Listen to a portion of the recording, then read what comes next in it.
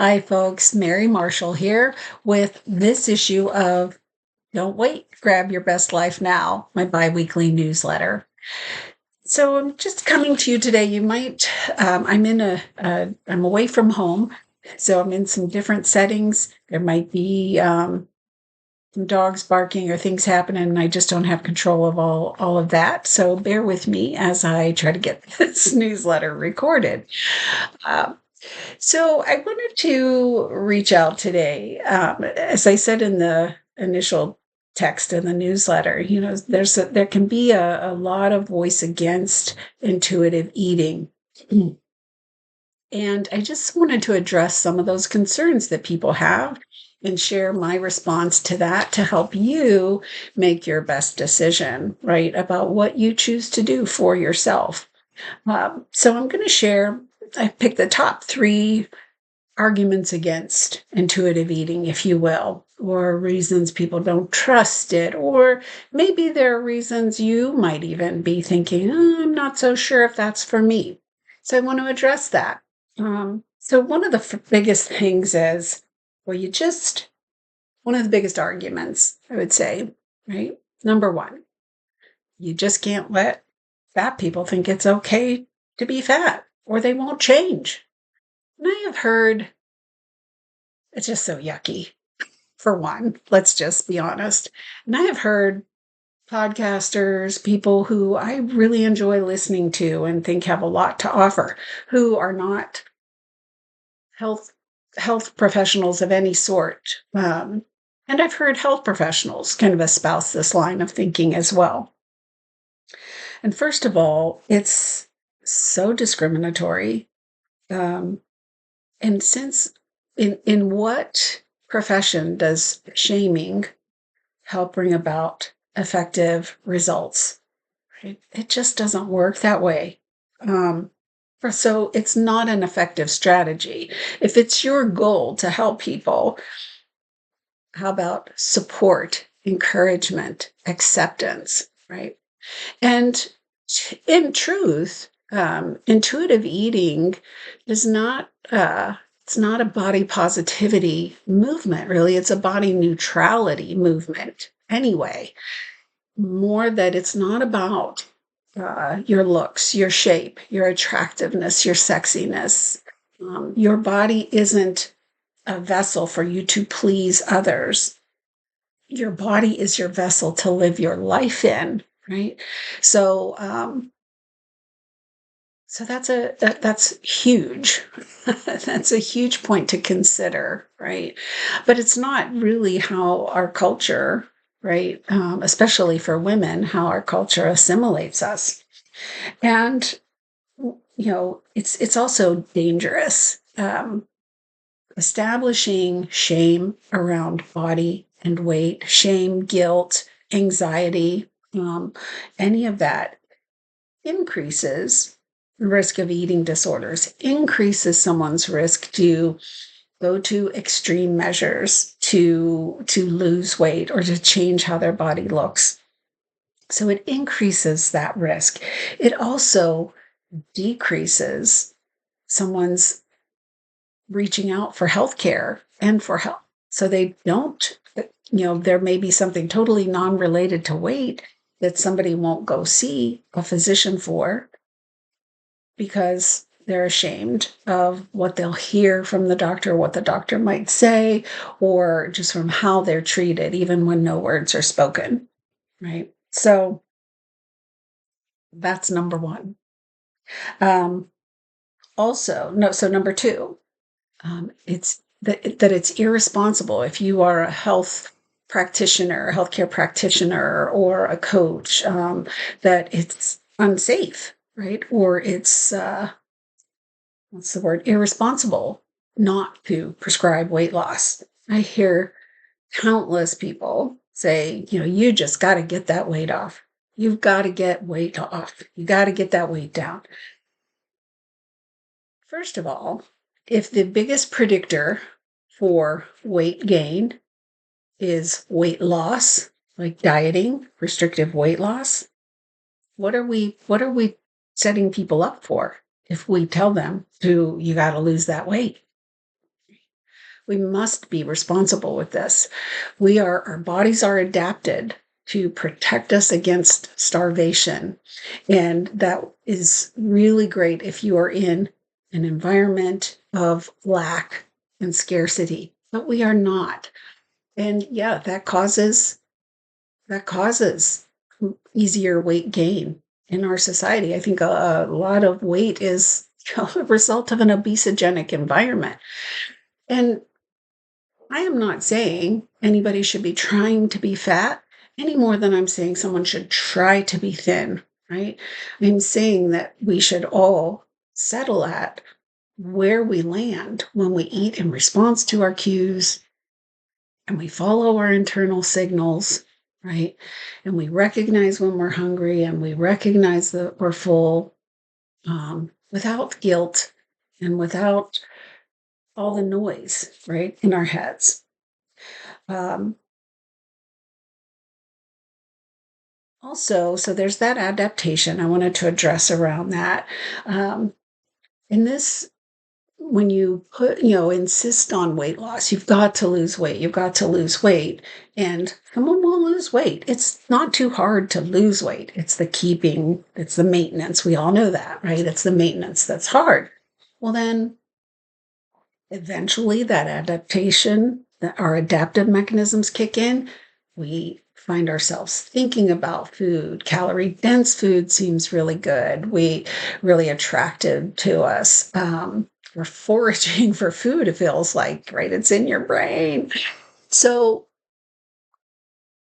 it leads to weight regain, right? And usually even above, right, where you often, not usually, but often above where you started out, because the body's like, oh no, that isn't going to happen again. I'm going to give us some extra padding. So, you bump up your baseline, that set point. And hence the cycle of weight cycling begins, right? Gain, lose, gain, lose. And that, my friend, has really been proven to have distinct health risks, particularly cardiovascular risks. So that's point 2. Argument number 3, you must apply strict rules and forbid certain foods.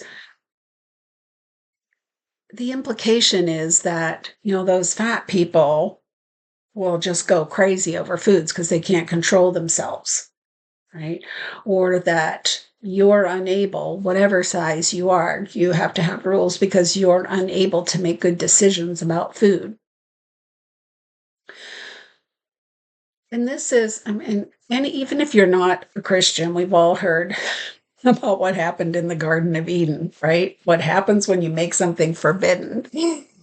It's, you sprinkle glitter all over it. You make it an object of attention, of focus. Like, don't think about pink elephants. You're going to think about pink elephants, right? So, it's just something that doesn't work. Whereas when you educate yourself, you can, about nutrition, about healthy exercise, about all the things that make you healthy. There's so much more than just diet and exercise, as important as they are. And they are, in fact, something we can modify ourselves more easily than a lot of the other things that impact our health. Um, so, and intuitive eating is not about indulgence, right? It is not about indulgence. It is about wanton and indulgence in particularly. It is about recognizing and allowing yourself to eat what you want. And when you give that mindful consideration, not just, oh, I want a Snickers bar, but what is it that you want? Something, sweet, something sour, something hot, something cold, something lumpy, something smooth, right? You try to really connect with what you're going to eat, how it's going to feel in your body. You recognize and pay mindful attention to what you eat and how it affects you, how you feel in your body. And then you, my friend, will make good decisions about that when you pay attention, right, to eating enough, or when you eat past what feels like enough, past comfortable fullness, and you recognize without shame or judgment that, yeah, that doesn't feel good. Um, you're smart enough to eventually learn, yeah, I don't want to do that. Not because I'm not allowed to have, you know, I don't know, 2 sandwiches for lunch, but because today I don't want or need that, right?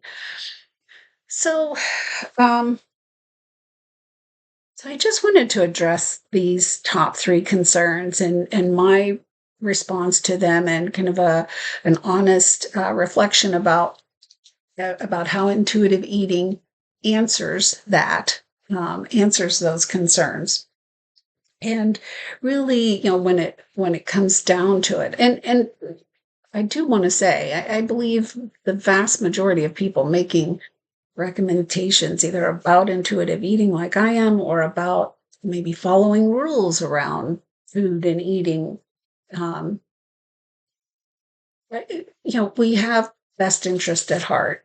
Um, but I will say, the diet and weight loss industry is a bajillion dollar industry. Um, so that is to be considered as well. You can educate yourself, you can about learn about all the things it takes to, live your best life, um, and to enjoy it, right? If that's kind of one and the same, right? And there's so much more than just what we eat and how much we exercise. And I share a lot of that in my newsletter, so I'm not going to make the video extra long by reviewing that. But remember, your body it's your vehicle for living your life. You don't need to be pretty for somebody, or and in truth, the only person you need to be healthy for is you, right? Because it helps you to live your best life, right? To do the things you want to do, to be with the people you want to be with, to experience the things you want to experience, right? It's not your job, but it can make life a lot more enjoyable for sure. All right. So I know some of you listening may listen to this, or may feel like, nah, that just is too out there for me. That's okay, right? Um, but just know this approach is here. It's based in good science. I do a lot of research. I've done a ton of research about weight loss, obesity, dieting. Um, and I just will reiterate, the work to have your best life, not your best shape or best weight, right? There's more to you than that. And if you want to learn more about this, or you want help adopting some of these principles, I love helping people with that. Shoot me a connection, set up a connection call. The link's in the newsletter. Share this newsletter with anybody who you think might enjoy it. And I hope you have a great weekend. Happy Friday, everybody.